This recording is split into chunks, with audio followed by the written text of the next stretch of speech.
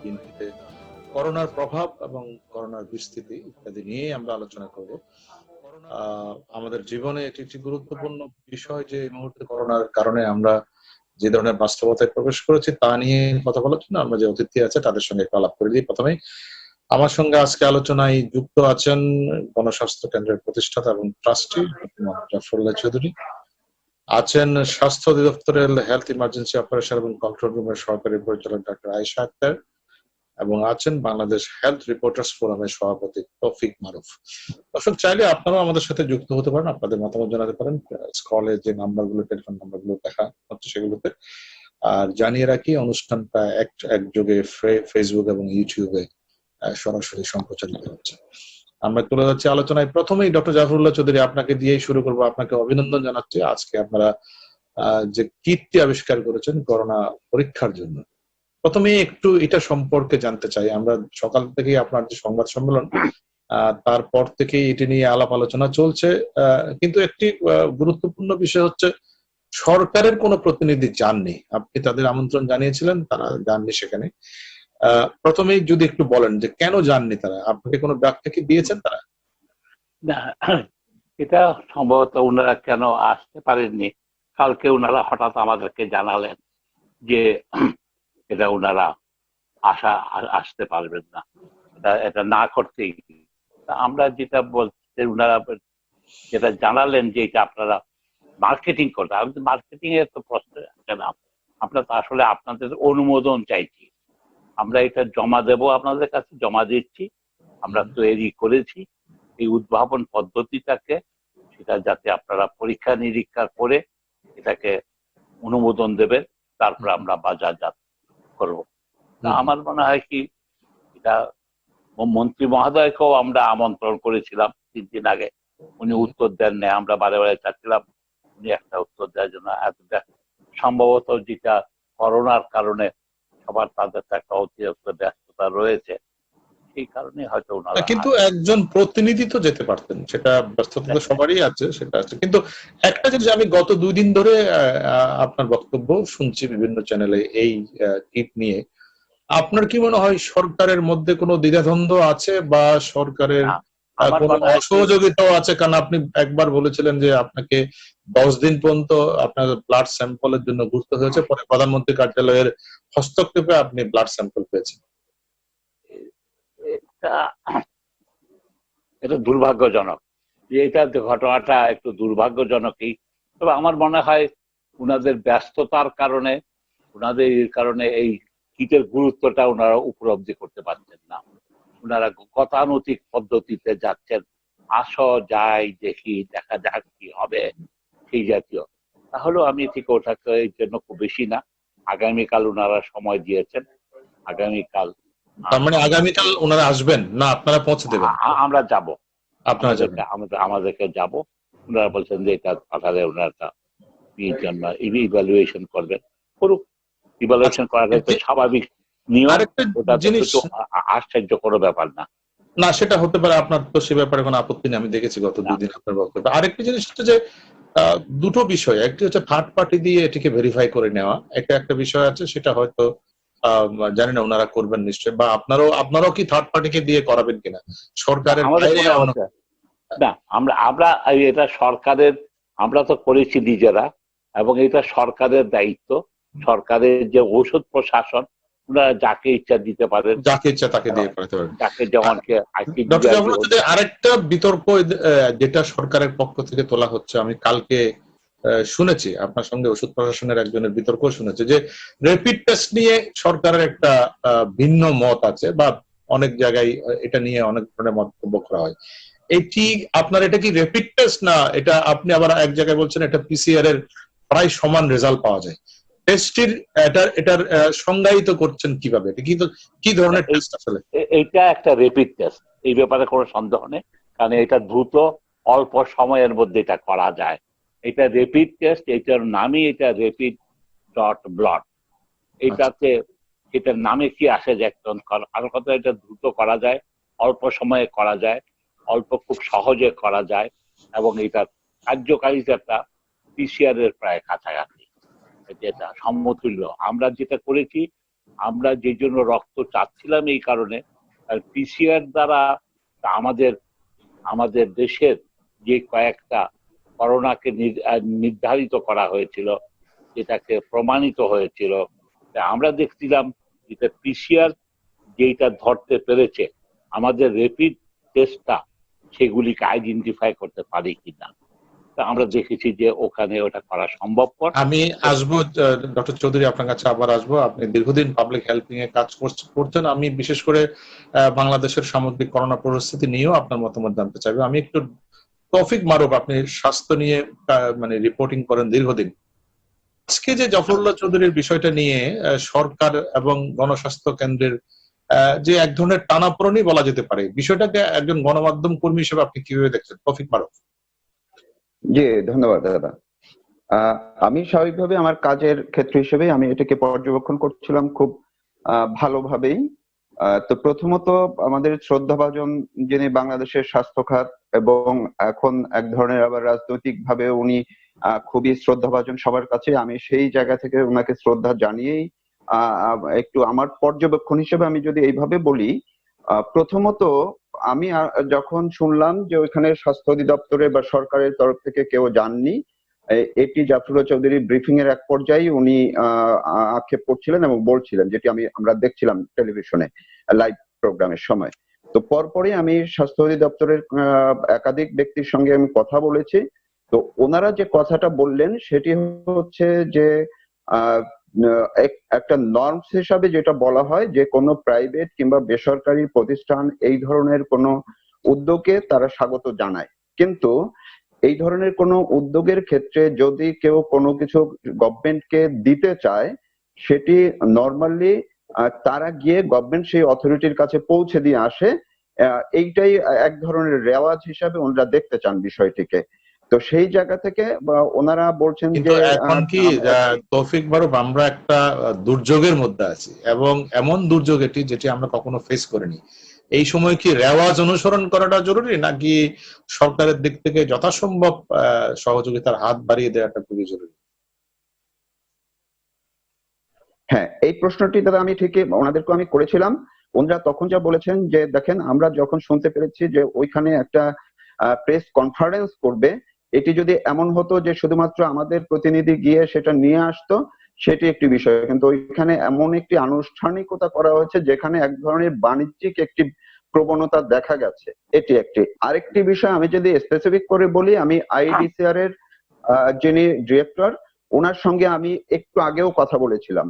উনি বলেছেন যে আজকে যে ওইখানে আমাদের যাওয়ার কথা কিংবা এই ধরনের কোনো কিছু যে কিটস আমাদেরকে গিয়ে নিয়ে আসতে হবে বা কোনো আয়োজন আছে, এইটা সম্পর্কে আমি কিছু জানি না। মানে আমি ডক্টর ফ্লোরার কথা বলছি। না, আইডিসিআর কে তো বোধহয় সম্ভবত আইডিসিআর এটার জন্য নির্ধারিত প্রতিষ্ঠান না, এটি প্রথমে বোধহয় ওষুধ প্রশাসন লাগবে, অনুমোদন লাগবে, তারপরেই অন্যান্য। হ্যাঁ হ্যাঁ, কিন্তু গণস্বাস্থ্য থেকে কিন্তু আইডিসিআর কেও এর একটা চিঠি দিয়েছিল, এবং এর আগের যেবার আরেকবার যখন এটি হ্যান্ড ওভার করার কথা ছিল তখন দিয়েছিল।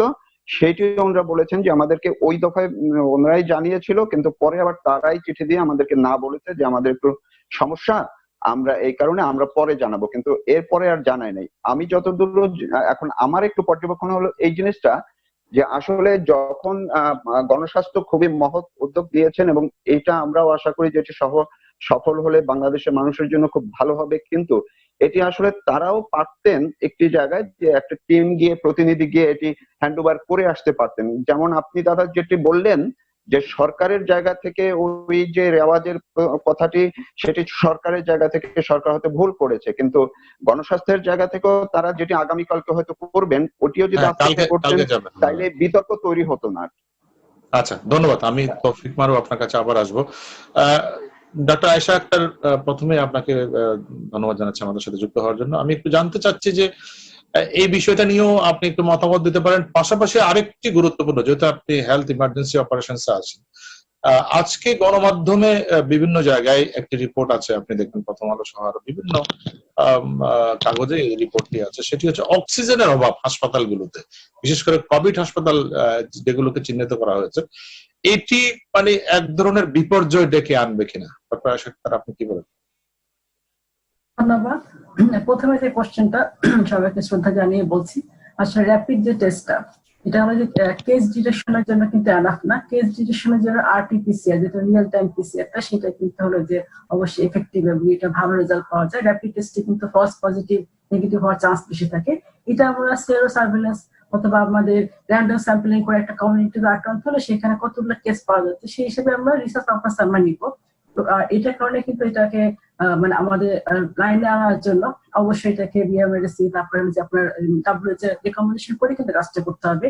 সেখানে কিন্তু আমাদের সমন্বয় করা আছে, এবং আমরা যে এটাকে যে অ্যাভয়েড করছি বা গাফলতি করছি অথবা এক ধরনের যেটাকে বলছেন যে আমরা ডিলে করছি, doctor Ayesha Akhtar, rapid test তো অনেক দেশে করেছে, এবং আমাদের এখানে যখন আমরা আমাদের এখানে সম্ভাবনা বেশি থাকে, সেটা আশঙ্কা আমরা তো দেখো হলো পেশেন্টের হলো এই আশঙ্কাটা মেনে নিয়েই করেছে। এটা আরেকটা জিনিস আজকে আমরা ওটা নিব না যে সেটা বলা হয়নি আমাদের পক্ষ থেকে, কিন্তু হলে আমাদের যেহেতু 21টা ল্যাব চালু আছে, আরো কিন্তু 2টা ল্যাব চালু হচ্ছে সাভারে, কুষ্টিয়াতে। আপনি জানেন যে বাংলাদেশে টেস্টের সংখ্যা শুধু উপমহাদেশ কেন, সারা পৃথিবীর মধ্যে অনেক কম কম্পারেটিভলি। ডেইলি 3-4 হাজারের বেশি টেস্ট হচ্ছে না। অন্যদিকে আজকে যে সিদ্ধান্ত বা সরকারের নানা রকম মহলে যে চিন্তা, সেটি হচ্ছে শিল্প কলকারখানা খুলে দেওয়া। এই জায়গায় যদি আপনি গার্মেন্টস এর মতো শ্রম ঘন শিল্প খুলতে চান, তাহলে আপনাকে র্যাপিড টেস্টের কোনো বিকল্প নেই। আপনি তো পিসিআর দিয়ে টেস্ট করিয়ে ঢোকাতে পারবেন না কর্মচারী। এটা তো আমাদের সিদ্ধান্তের পর্যায়ে আছে, আর র্যাপিড টেস্ট আসবে, এটা দেখতে হবে, এটা ভ্যালিডিটি দিবে, এটা অ্যাপ্লিকেশন দিবে ডাব্লিউএইচও, বিএমএডসি দিবে, তারপর অনুমোদন পেলে তখন আমরা কাজটা শুরু করবো। যেহেতু আমরা কিন্তু একটা পর একটা পর্যায়ে কিন্তু কাজ করে যাচ্ছি, কোনোটা যে গাফলতি করছি বা আমরা ঢিলামি করছি তাই না, আমরা কিন্তু একটা পর একটা কাজ করে যাচ্ছি। এটা হলো প্রথম র্যাপিড টেস্ট নিয়ে বলবো। আর যেটা হলো যে অক্সিজেন সিলিন্ডার নিয়ে, সেটা আমাদের কিন্তু কোনো দেশে কিন্তু আসলে এই ভাইরাসটা প্রিপেয়ার ছিল না, এবং সব দেশে কিন্তু এখন ক্রাইসিস চলছে। আমাদের এটা হলো একদম নতুন ভাইরাস, এটা যাতে মেইনলি লাংসে সমস্যা করে, শ্বাসকষ্ট মানে ফুসফুসে সমস্যা করে, সেটা কারণে অক্সিজেনটা এখন দরকার পড়ছে। ডাব্লিউএইচও গাইডলাইন আমাদের যেগুলো এক্সিস্টিং অক্সিজেন সাপ্লাই আছে তার চেয়ে কিন্তু আমরা বাড়াচ্ছি। যেটা অক্সিজেনের অভাব কি আছে হাসপাতালে না নাই? এক বাক্যে যদি আপাতত এখন আমরা অলরেডি 7 দিনের মধ্যে কিন্তু অনেকগুলো আমাদের cylinder plus oxygen centre line সেগুলো কিন্তু চালু করা হয়েছে। আমাদের কিন্তু এখন পর্যায়ক্রমে যেগুলো আমাদের কোভিড-19 হসপিটালটা ডেডিকেটেড করা আছে, সেখানে কিন্তু পর্যাপ্ত পরিমাণ আমাদের আছে। আরো আমাদের আপনার প্রধানত দুটি যে হাসপাতাল, প্রধান দুটি হাসপাতাল, কুর্মিটোলায় কি কুর্মিটোলাতে আছে ডেডিকেটেড অক্সিজেন সাপ্লাই আছে? 450 আছে কুর্মিটোলাতে, যে আছে ওদেরকে অলরেডি কিন্তু গতকালকের মধ্যে আরো 100 সাপ্লাই দেওয়া হয়েছে এবং কুয়েত মধ্যে দেওয়া হয়েছে। কারণ এটা হলো যে পর্যায়ক্রমে যদি পেশেন্ট বাড়ছে আর এই পেশেন্টের ক্ষেত্রে অক্সিজেন দরকার, সেই জন্য আমাদের সাপ্লাই সংখ্যা কিন্তু বাড়ছে। আমাদের 2টা কোম্পানিকে অলরেডি দেওয়া হচ্ছে, আমাদের আরো আসছে।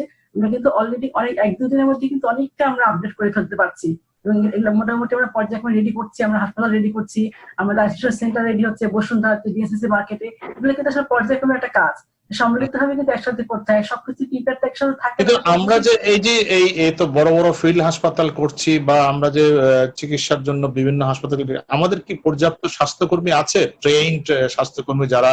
এগুলো তো আপনারা তো জানবেন নিশ্চয় যে আমাদের যা ছিল এক্সিস্টিং পাওয়ার ছিল, আমরা কিন্তু আরো ডাক্তার নিচ্ছি, নার্স নিচ্ছি, তারপর মেডিকেল টেকনোলজি, এগুলো কিন্তু পর্যায়ক্রমে নেওয়া হচ্ছে। আর যদি না হয় আমাদের ডাক্তার না থেকে ইন্টারমিডিয়েট ডাক্তার, 4th, 5th সবকিছু মিলে আসলে আমাদের ঝাঁপিয়ে পড়া কাজ করার সময়। কারণ এখানে যা যা আছে আমাদের যে একটা বিপর্যয় সারা পৃথিবীতে, এমন না বাংলাদেশ, সারা পৃথিবীতে বিপর্যয়, সেটাকে কাটিয়ে ওঠার জন্য কিন্তু সম্মিলিতভাবে কাজ করতে হবে। নতুন যদি কাজ না করেন এবং যাদেরকে নির্দেশনা দিচ্ছি যে হোম কোয়ারেন্টাইনে থাকেন, পাসপোর্ট দুটোটা মেনটেন করে যান, এগুলো করলে কিন্তু অবশ্যই এই যে সামনের দিকে বিপর্যয় হতে পারে, আমরা আশা করছি যে হবে না। অবশ্যই যদি আমরা একসাথে কাজ করি বিপর্যয়টা আমাদের আসবে না। ডক্টর আয়েশা, আমাদের কিছু সাংবাদিক সহকর্মী যারা আক্রান্ত হয়েছিলেন এবং তারা দুটি হাসপাতালে চিকিৎসাধীন ছিলেন, কুর্মিটোলা এবং কুয়েত মৈত্রী, তারা যে চিকিৎসার অভিজ্ঞতা বলেছেন এটি ভয়াবহ।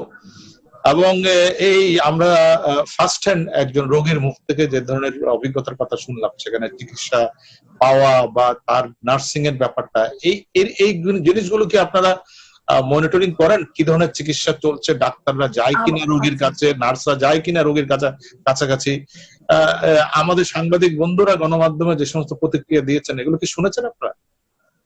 আমি শুনেছি, আমি অলরেডি যারা কুয়েত তাদের সাথে রেগুলার কিন্তু নিজে কথা বলছি, তাদের প্রথম দিকে একটা ফ্যান নষ্ট ছিল, সেই ফ্যানটা ঠিক করে দেওয়ার ব্যবস্থা করে, কারেন্ট ছিল না, সেগুলো কিন্তু আসলে প্রত্যেকটা জায়গায় কিন্তু এরকম থাকতে পারে, কিছু কারেন্টের সমস্যা, ফ্যানের সমস্যা, এগুলো কিন্তু ঠিক করে দেওয়া হয়েছে। আপনার কথা বলে দেখবেন, পরে কিন্তু ঠিক করে দেওয়া হয়েছে। এগুলো কিছু কিছু থাকে, তো শুরুর দিকে তো কিছু আমাদের যেহেতু অ্যাপটা একদম নতুন এবং আমাদের অনেক কিছু প্রিপেয়ার করতে হয়েছে, সে কারণে কিছুটা ছিল, এখন কিন্তু অনেকটাই কিন্তু কাটিয়ে ওঠা হয়েছে। মানে এখন সবকিছু ঠিক আছে মোটামুটি আমাদের তো ঠিক আছে, আরো তো ঠিক করছি, কারণ এটা আরো পেশেন্ট বাড়তে পারে, সেই কারণে আমরা হাসপাতাল বাড়াচ্ছি, সেন্টার বাড়াচ্ছি, ল্যাব সেন্টার বাড়াচ্ছি, এবং যারা হলো মানে পেশেন্ট হলে তো আসলে কোভিড-19 পজিটিভ পেশেন্ট যারা, তারা কিন্তু 80% সুস্থ বাড়ি ফিরে যায়। সেক্ষেত্রে যারা হলো একটু মৃদু উপসর্গ থাকে, তাদেরকে উপর বাসায় চিকিৎসা নেওয়ার জন্য, তাহলে আমরা ক্রিটিক্যাল পেশেন্টটা চিকিৎসা সুবিধা হবে হাসপাতালে। সেটা তো আপনারা ঠিক করবেন যে যখন একজন রোগী হাসপাতালে যাবে ঠিক করবেন যে তাকে বাসায় পাঠিয়ে চিকিৎসা করা হবে না হাসপাতালে যাওয়ার মতো অবস্থা আছে। আমি আসছি ডক্টর আয়েশা, আমি আসছি, একটা বিরতি নিতে হবে। দর্শক, এই মুহূর্তে বাংলাদেশে নিচে ছোট একটি বিরতি, আমরা ফিরবো অল্পক্ষণের মধ্যে, আপনাদের সঙ্গে থাকুন, আমরা আবার আলোচনায় আসছি। সুপ্রিয় দর্শক, আপনাদের আবারও স্বাগত জানাচ্ছি। এই মুহূর্তে বাংলাদেশে আপনাদের সঙ্গে আছে আমি শ্যামল দত্ত। আমরা আলোচনা করছিলাম করোনা এবং রোজার প্রভাব ইত্যাদি নিয়ে। আমরা আলোচনা যে পর্যায়ে ছিলাম, একটু ডক্টর জাফরুল্লাহ চৌধুরী আপনার কাছে আবার যেতে চাই আমি, যে পরিস্থিতিটি দাঁড়িয়েছে এখন, সেটার একটা মূল্যায়ন, সামগ্রিক চিকিৎসার মূল্যায়ন আপনার কাছে চাইবো। পাশাপাশি একটি প্রশ্ন রেখে সেই মূল্যায়নটি আপনার কাছে জানতে চাই। প্রশ্নটি হচ্ছে, যদি কোনো কারণে সরকারি সহযোগিতা আপনি না পান, তাহলে কি করবেন আপনি? যদিও প্রশ্নটা একটু হাইপোথেটিক্যাল হয়ে যায়, তারপরে বলতে চাই যে এই যে এই কিট আবিষ্কার নিয়ে নানা প্রতিবন্ধকতার মুখোমুখি আপনি হয়েছেন, এবং সেক্ষেত্রে যদি সরকারের যথাযথ সহযোগিতার জায়গাটি থেকে কোনো ইয়ে না আসে, তাহলে আপনার কি চিন্তা আছে? এই কিট নিয়ে আপনি কি করবেন? না, আসলে প্রত্যেক দেশে নতুন কোনো কিছু করতে গেলে একটু সমস্যা হয়ই। বিশেষত স্বাস্থ্যের সাথে সংশ্লিষ্ট ব্যক্তিরা একটু পশ্চাৎমুখ। যে বিলাতের যে ন্যাশনাল হেলথ সার্ভিস, যেটা এত বিশ্ব নন্দিত, তার সবচেয়ে বড় প্রতিবন্ধকতা করেছিলেন চিকিৎসকরা। এমনকি আমেরিকাতে যেটা মেডিকেড, মেডিকেয়ার, এই সবগুলো আপত্তি করেছেন ডাক্তাররা, কিন্তু অথচ এখন ডাক্তাররাই সেটাকে রক্ষা করার জন্য উঠে পড়ে লেগেছেন। চিকিৎসকরা অনেক বেশি পড়াশোনা করেন তো, তাই আর আশেপাশের জিনিস অনেক সময় লক্ষ্য করতে একটু সময় লাগে। তা আমার মনে হয় না যে এখানে তো সাহায্য করে নেই যে তা না, ধীরে সুস্থে করেছে। যেমনকি ড্রাগের যে আমাদের ওষুধ প্রশাসন, উনি অনুমতি দিয়েছেন আমাকে কিছু জিনিস আনার জন্য বাইরে থেকে। এনবিআর আউট অফ দি ওয়েতে যে দেশের স্বাস্থ্যের কথা চিন্তা করে ট্যাক্স মকুব করেছেন। শুক্রবার দিনও, কালকেও কাস্টমসের ডাইরেক্টর যে আমাদের মেম্বার, উনি আর অফিসিয়াল লোক খুঁজে বেরিয়েছেন যাতে মাল খালাস করিয়ে দিতে পারেন।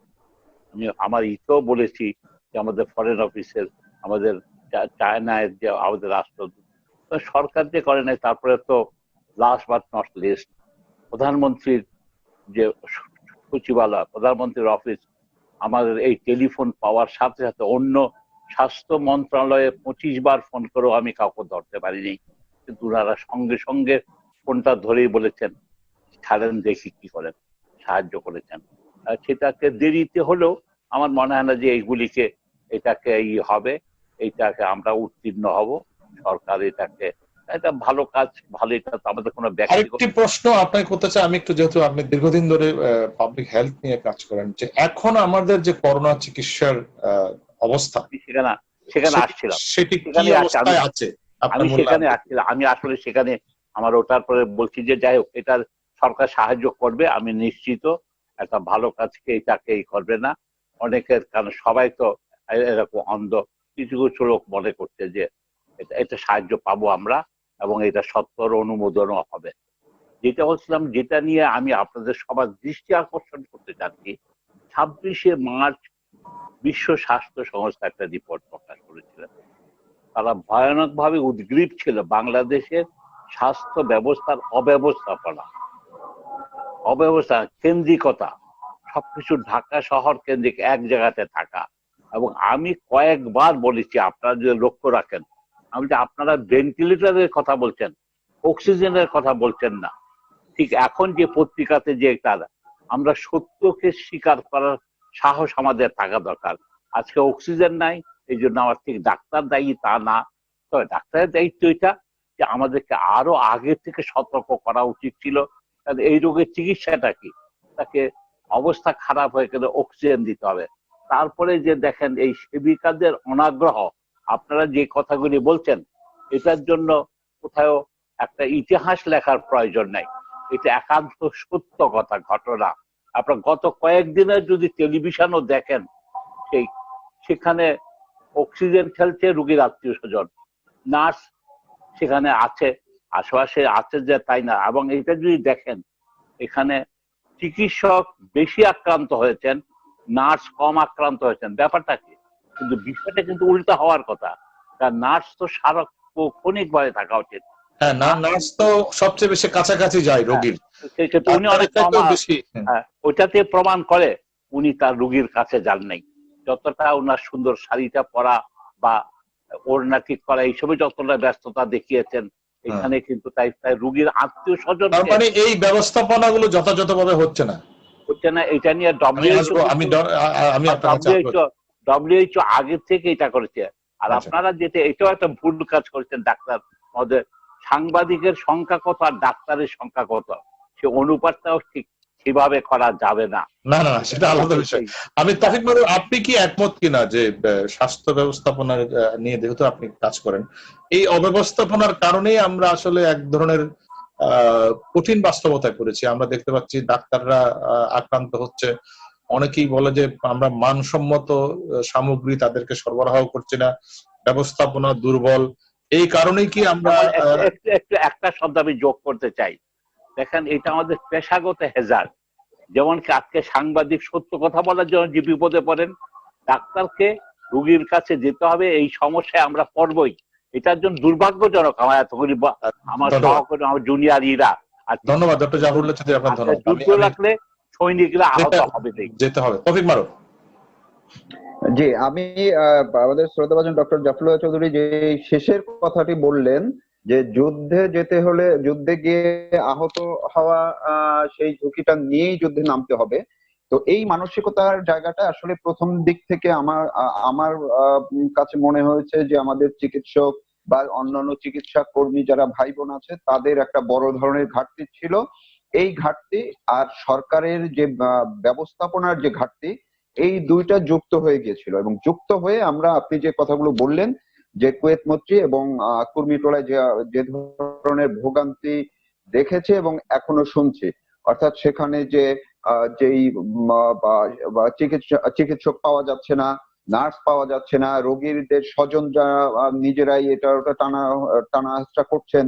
আমি দুই একজন চিকিৎসকের সঙ্গেও কথা বলেছি যারা সেখানে আছেন, ঠিক অ্যাজ এ পেশেন্ট হিসাবে আছেন, ওনাদের সঙ্গেও কথা বলেছি। তো ওনারাও কেউ কেউ এই সমস্যার কথা বলেছেন। এখন এই জায়গাটিতে আমার যেটা পর্যবেক্ষণ সেটি হলো যে আসলে সবচেয়ে বড় ঘাটতিটা হচ্ছে মনিটরিং এর জায়গাটা। মনিটরিং ঠিক কার করার কথা? মনিটরিংটা খুবই দুর্বল মনিটরিং। সেই সঙ্গে যেমন কুয়েত মৈত্রীর কথা যেটা বলি, কুয়েত মৈত্রী আসলে কিন্তু অ্যাপ্রোপ্রিয়েট না মোটেই, এই কারণে যে সেটি কিন্তু অন্য কোনো বিশেষায়িত হাসপাতালের উপযোগী নয়। সেটি কিন্তু ছিল একেবারে, আমি যদি উদাহরণ দেই, উপজেলা লেভেলে যে 200 বেডের বা 100-150 বেডের 50 বেডের যে হসপিটাল, ওইটা কিন্তু টেম্পোরারি একটা এনজিওর হসপিটাল ছিল, যেটি সরকার অ্যাডাপ্ট করেছিল, এর আগে গভর্নমেন্ট নিয়েছে। তো ওইটা আসলে সিলেকশনটা, আমি বলবো প্রথম সিলেকশনটা ভুল হয়েছে ওইরকম একটি স্ট্রাকচারকে এই কাজে নেওয়ার জন্য, যেটি গভর্নমেন্ট পরবর্তীতে অর্থাৎ গত 25-26 তারিখে মাননীয় প্রধানমন্ত্রীর ভাষণের পর থেকে কিন্তু একটু দ্রুতই আমি বলবো ইমপ্রুভ করছে। যেমন যদি কুর্মিটোলা, শেখ রাসেল গ্যাস্ট্রোলিভার হসপিটাল, এইরকম যেগুলো আছে এইগুলাকে শুরু থেকেই নেওয়া উচিত ছিল। কুয়েত মৈত্রীটা নেওয়া একদমই ভুল হয়েছে, সরকারের একটি ভুল সিদ্ধান্ত ছিল। আমি তৌফিক মারুফ আপনার কাছে আসবো। আমি ডক্টর আয়েশা আপনার কাছে একটু জানতে চাই একটা প্রশ্ন, যেটি হচ্ছে আমাদের সময়ও খুব বেশি নেই। সেটি হচ্ছে আমরা এখন এই করোনা সংক্রমণের কোন স্টেজে আছি, এটা আমরা একটু, আপনাদের কোনো অ্যানালাইসিস আছে কিনা, যে একটা ফোরকাস্ট আছে কিনা যে আমরা এই পর্যন্ত আমরা হয়তো এটি বিস্তৃত হতে পারে, এর কোনো অ্যানালাইটিক্যাল কোনো একটা বিশ্লেষণ আপনারা দিতে পারবেন কিনা যে আমরা কোন পর্যায়ে আছি রোগটির সংক্রমণের? এটা আসলে লেভেল 1, 2, 3, তো আমরা অলরেডি যখন কমিউনিটিতে সংক্রমিত হয় তখন কিন্তু লেভেল 3 বলা হয়। তো কমিউনিটিতে সংক্রমিত তো অবশ্যই আমাদের হয়েছে, কিন্তু ব্যাপক আকারে যেটা সংক্রমিত হয়ে যাওয়া সেটা কিন্তু এখনো হয়নি, যেটার তার জন্য মানে কিন্তু আমরা কি সেটার অপেক্ষা, মানে এটা আরো আশঙ্কা আছে না, আমাদের? সেই কারণে কিন্তু আমরা এই যে আমাদের পদক্ষেপগুলো, ছুটি বাড়ানো, লকডাউন করা, জেলা জেলা, এলাকা এলাকা এবং হোম তা কিন্তু কোয়ারেন্টাইন এর করা, এর মধ্যে ডক্টর আয়েশা কিন্তু করা। শিল্প কলকারখানা খুলে দেওয়ার একটা চিন্তা ভাবনা চলছে, কিছু কিছু এটা আছে। যদি আমাদের দেখা যাচ্ছে যে পেশেন্টের সংখ্যা, যদি আমরা অবজারভেশন আছে যে পেশেন্টের সংখ্যা বাড়ছে কি কমছে, এই ধরনের একটা অবজারভেশন আছে, যদি দেখা যাচ্ছে যে আস্তে আস্তে সংখ্যাটা যদি কমে আসে তখন একটা চিন্তা করা যাবে। কিন্তু এখন যেটা দরকার সবাইকে, যে এই যে আমরা এতদিন ধরে যে আমরা প্রতিদিন গণমাধ্যমে এসে কথা বলছি এবং তাদেরকে আমরা বোঝাচ্ছি, তাদেরকে আমরা অ্যাওয়ারনেস ডেভেলপ করছি যে আপনারা ঘরে থাকুন, ঘরে থাকলে পারস্পরিক দূরত্বটা মেনটেন করে চলুন। আইন শৃঙ্খলা বাহিনী, সেনাবাহিনী কিন্তু পথে ঘাটে কাজ করছে, তারা তার মানে আমরা এখনো চূড়ান্ত সংক্রমণের জায়গায় যাইনি এখনো। এই চূড়ান্ত সংক্রমণে আমরা চলে যদি যাই তাহলে কিন্তু এটা আমাদের প্রতিরোধ খুবই কষ্ট হয়ে যাবে। সেই কারণে আমাদের এত মানে কার্যক্রমগুলো চলছে এবং সবাইকে আমরা এত ইয়া করছি যে আপনারা ঘরে থাকুন, ঘরে থাকুন, ঘরে থাকুন। কারণ ঘরে যদি না থাকেন, আপনারা যদি পুরো মানে কমিউনিটিতে ছড়িয়ে দেন তাহলে কিন্তু এটা প্রতিরোধ করা খুব টাফ। সেই কারণে সবাইকে আমাদের ইতে বলা থাকবে যে আসলে আপনারা আমাদের কথাগুলো শুনুন, মেনে চলুন, আপনারা ঘরে থাকুন, অবশ্যই ভালো থাকুন। আর আমাদের তো পরামর্শগুলো আছে, আমরা তো আপনাদের জন্য সেবার জন্য বসে আছি, আপনাদের ভালোর জন্য কিন্তু আমাদের হাসপাতাল রেডি করা, যেটা বলেন না সবকিছু আমরা আমাদের করছি। সময় একেবারে শেষের দিকে, আমি আসবো আপনার কাছে শেষ মুহূর্তের একটি মন্তব্য নেওয়ার জন্য। আমি আবার একটু ডক্টর জাফরুল্লাহ চৌধুরী, যদি এক লাইনে একটু বলুন যে আমাদের মতো দেশে, তৃতীয় বিশ্বের দেশে ঘরে থাকুন বললেই মানুষের পক্ষে ঘরে থাকা সম্ভব হয় না। মানে এটি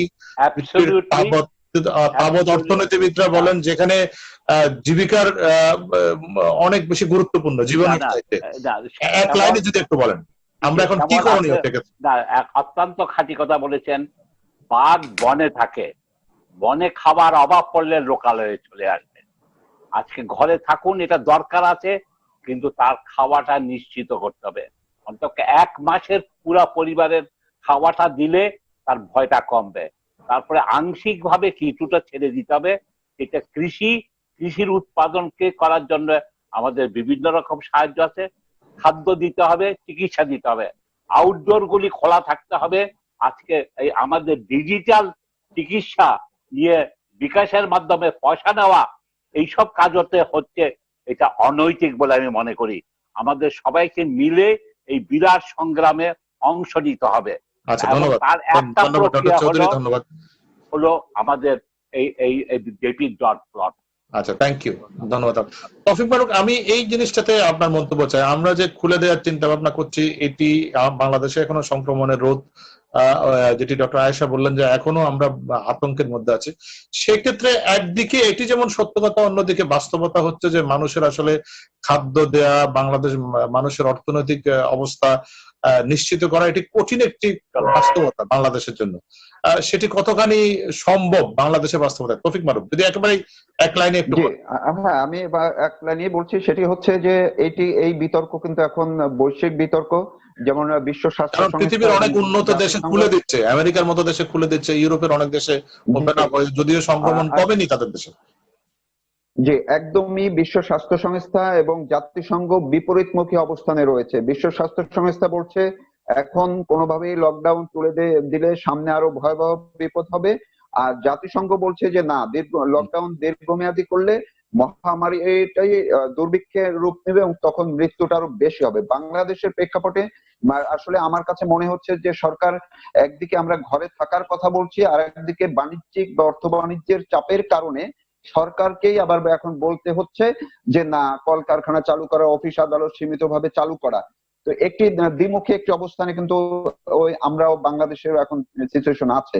আমি একটু শেষ করবো এইটুকু দাদা, সেটি হলো যে এখন যে অবস্থাটি আছে, আমরা এই রোগ বিস্তার এবং আক্রান্ত, এটি কিন্তু গত 10-15 দিন আগের প্রভাবটি এখন আমরা পাচ্ছি। কিন্তু সামনে যদি আরো খুলে দেওয়া হয়, জনসমাগম যদি বেড়ে যায়, সেটি কিন্তু আরো 10-15 দিন পরে পরিস্থিতি মারাত্মক হবে, আরো বাড়বে। ডক্টর আয়েশা, আপনার মন্তব্য নিয়ে শেষ করবো। আপনি কি মনে করেন কিনা যে এই আলোচনাটি হচ্ছে যে স্বাস্থ্যবিধি মেনে কিছু কিছু কলকারখানা খোলার চিন্তা ভাবনা চলছে, স্বাস্থ্যবিধি মেনে, এটি কতখানি রিয়েলিস্টিক্যালি সম্ভব? আপনার এক লাইনে মন্তব্য শেষ করবো আপনার মন্তব্য। আচ্ছা, ধন্যবাদ। স্বাস্থ্যবিধি মেনে যদি করা হয় তাহলে মানে অবশ্যই সফলতা আসবে, কারণ আমাদের আর্থসামাজিক প্রেক্ষাপটটা দেখতে হবে। এখন যাদেরকে আমরা যেভাবে রাখছি এবং বলছি যে আপনারা দূরত্ব মেনটেন করা যাবে, সেই দূরত্বটা যদি মেনটেন করে ডিস্টেন্স রেখে যদি কাজটা করতে পারে তাহলে তো এটা খারাপ দিকে যাবে না। যদি বাইরে যদি যারা এখন বাইরে বের হচ্ছে বাজার ঘাটে, তারা ডিস্টেন্সটা মেনটেন করে মাস্ক গ্লাস পরে যদি তার মানে এই ধরনের বিধি মেনে যদি করা যায় তাহলে সেটি সম্ভব। মেনে চললে তো তারা সম্ভব, কিন্তু যদি মেনে তো চলছে না, সমস্যাটা এখন তো কেউ তো মানছে না বাজারে ঘাটে। যাই হোক, আমাদেরকে সেটি মেনেই চলতে হবে। ডক্টর আয়েশা, আপনাকে ধন্যবাদ জানাচ্ছি। দর্শক, আমাদের জানিয়ে রাখি, করোনা হেল্পলাইন পরিচালিত হয় প্রতিদিন সন্ধ্যা 6টা রাত 9টায়।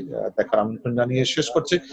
এই মুহূর্তে বাংলাদেশ অনুষ্ঠানটি পুনঃপ্রচারিত হয় মধ্যরাতের সংবাদের পর। আবারও দেখা হবে এই অনুষ্ঠান নিয়ে। সে পর্যন্ত সবার জন্য শুভকামনা আমন্ত্রণ জানিয়ে শেষ করছি।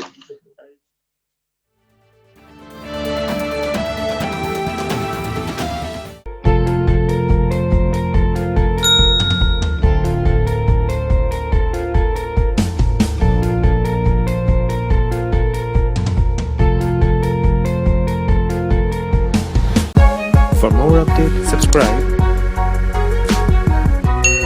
and press the bell icon on YouTube app and never miss another update.